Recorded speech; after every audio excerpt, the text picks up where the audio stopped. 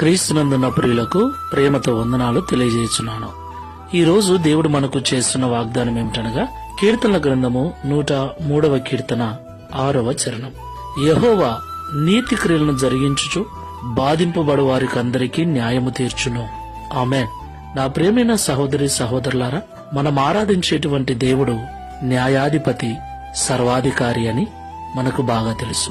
నా ప్రియమైన సహోదరి సహోదరులారా, మనకు బాగా తెలుసు ఈ లోకంలో చెడ్డవారి కంటే మంచివారే ఎక్కువ కష్టపడుతున్నారు. చెడ్డవారి కంటే మంచివారే అన్ని విషయాలలో ఇబ్బందులకు గురవుతూ ఉన్నారు. అన్ని విషయాలలో లేమిని అనుభవిస్తున్నారు. మనకు తెలుసు మంచివారు అంటే ఎన్ని కష్టాలు వచ్చినా, ఎన్ని బాధలు వచ్చినా నీతి తప్పని మంచి ప్రవర్తన కలిగిన వారు అని అర్థం.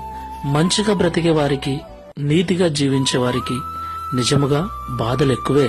అయితే ప్రభు